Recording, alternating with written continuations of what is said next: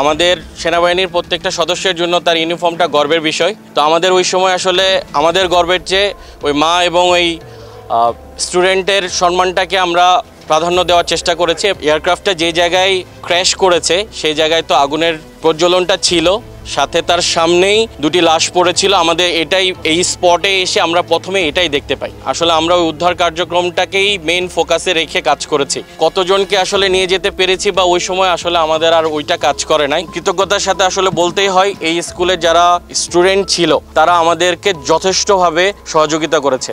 আমরা এখানে দুর্ঘটনা সংঘটিত হওয়ার পরে প্রথম রেসপন্ডার টিম হিসেবে আমরা এই স্কুলে প্রবেশ করি এবং স্কুলে প্রবেশ করার পরে আমরা এই অবস্থানে এসে প্রথমেই দুটি লাশ দেখতে পাই। তার মধ্যে সম্ভবত একজন মা এবং তার ছেলের লাশ ছিল।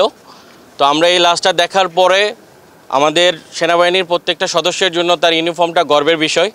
তো আমাদের ওই সময় আসলে আমাদের গর্বের চেয়ে ওই মা এবং ওই স্টুডেন্টের সম্মানটাকে আমরা প্রাধান্য দেওয়ার চেষ্টা করেছি এবং সাথে সাথে আমি এবং আমার সাথে যে সৈনিক আশিক, আমরা আমাদের দুজনে ইউনিফর্মটা খুলে তাদের সম্মান রক্ষার্থে আমরা কাজ করার চেষ্টা করি এবং ওটা করার পরে আমরা আমাদের উদ্ধার কার্যক্রমগুলো পরিচালনা করি। আমরা আনুমানিক 7টা থেকে 7:30 পর্যন্ত আমরা এই কাজ অব্যাহত রাখি এবং 7:30টার দিকে আমরা আমাদের উদ্ধার কার্যক্রম শেষ করে আমরা আমাদের ক্যাম্পে প্রত্যাবর্তন করি। আমরা এখানে কাজ করছিলাম এক একজনের পক্ষ থেকে যে যতটুকু সম্ভব আমরা সাহায্যের হাত বাড়িয়ে দিয়ে চেষ্টা করেছি। এখন সঠিক সংখ্যাটা স্কুল কর্তৃপক্ষ এবং যারা হসপিটালে আছেন তাদের সমন্বয়ে আসলে সঠিক তথ্যটা আপনারা পেয়ে যাবেন। বসুন্ধরা ডায়াপেন্ট এখন আরো উন্নত। এই hot air through top sheet দ্রুত শোষণ করে সোনামণিকে দেয় কোমল অনুভূতি। আসলে আমরা ওই উদ্ধার কার্যক্রমটাকেই মেইন ফোকাসে রেখে কাজ করেছি। কতজনকে আসলে নিয়ে যেতে পেরেছি বা ওই সময় আসলে আমাদের আর ওইটা কাজ করে নাই।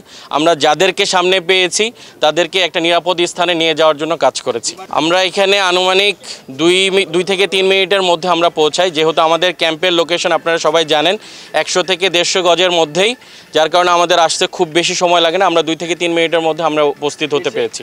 আগুনের ভয়াবহতাটা এখানে এয়ারক্রাফটটা যে জায়গায় ক্র্যাশ করেছে সেই জায়গায় তো আগুনের প্রজ্বলনটা ছিল, সাথে তার সামনেই দুটি লাশ পড়েছিল। আমাদের এই স্পটে এসে আমরা প্রথমে এটাই দেখতে পাই যে আগুনটা হচ্ছে স্কুলের যে কক্ষটাতে আগুন জ্বলেছিল এবং তার সামনে দুটি লাশ।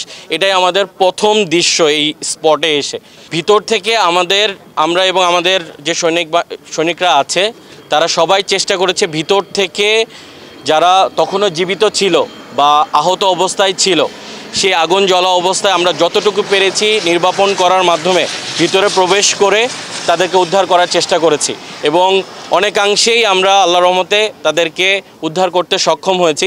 যেটা আপনারা এখন হসপিটালগুলোতে খবর নিলে দেখতে পাবেন যে বিপুল পরিমাণের ছাত্রছাত্রীরা তারা এখনও হসপিটালে চিকিৎসাধীন অবস্থায় আছে। তারা মূলত আমরা যখন এসে দেখি যে তারা এই বিল্ডিংয়ের ভিতরেই ছিল এবং কৃতজ্ঞতার সাথে আসলে বলতেই হয় এই স্কুলে যারা স্টুডেন্ট ছিল তারা আমাদেরকে যথেষ্টভাবে সহযোগিতা করেছে। তাদের সহযোগিতা এখানে আমাদের সেনাবাহিনীর সদস্যর সাথে তাদের যে সাহায্যের যে হাত, এটা কোনো অংশেই কম না। আমরা এখানে যেই স্কুলে যে গ্রিলটা দেওয়া আছে, যেই আপনারা দেখবেন যে হচ্ছে বারান্দাগুলোতে গ্রিলের মাধ্যমে আছে বা 2 সাইডে গ্রিলের মাধ্যমে তাদেরকে ক্লাসের বা হচ্ছে স্কুলের যে পরিধিটা ছিল আমরা ওটাই ভেঙে মেনলি স্লাইডিংয়ের একটা ব্যবস্থা করি, যেটা আপনারা দেখেছেন। এটাই মেনলি আমরা ওখানে তাৎক্ষণিকভাবে ওটা আলাদা করে না, এখানে স্কুলের যেটা ছিল সেটাকে আমরা ব্যবহার করে মেনলি ওটা করার চেষ্টা করেছি। আমাদের সেনাবাহিনী আপনারা সবাই জানেন যে হচ্ছে উদ্ধার কার্যক্রম শেষ করার পরে সর্বমোট 25 জনের মতো আমাদের সৈনিক অসুস্থ হয়েছিল, বাট ক্রিটিক্যাল পর্যায়ে কেউ নেই।